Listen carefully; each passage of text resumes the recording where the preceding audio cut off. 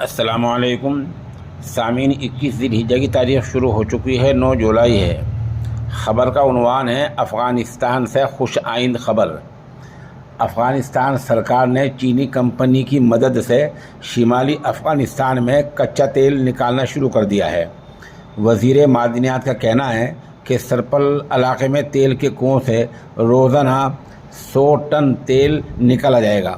جب ہم تیل کا لفظ بولتے ہیں تو اس سے مراد وہاں پیٹرول، ڈیزل یہی ہوتا ہے، جس سے سرکار کو کروڑوں ڈالر کی آمدنی ہوگی۔ انہوں نے کہا کہ 2023 کے آخر تک علاقے میں مزید 15 کنوؤں کی مرمت اور کھدائی کی جائے گی، جس میں روزانہ 1000 ٹن سے زیادہ خام تیل کی گنجائش ہوگی، اور سرمایہ کاروں، بڑی کمپنیوں کو اس منصوبے میں حصہ لینے کی دعوت دی جائے گی۔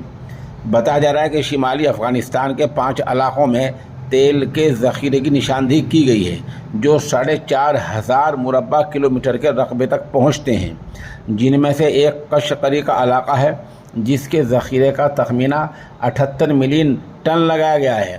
اب کہا جانے لگا ہے کہ افغانستان میں مختلف معدنیات اور تیل و گیس سمیت وسیع قدرتی وسائل موجود ہیں، جن کی مالیت کا اندازہ $3 ٹریلین تک لگایا گیا ہے، لیکن پچھلے 4 دہائیوں کی جنگوں کی وجہ سے ان سب فائدہ نہیں اٹھا گیا ہے۔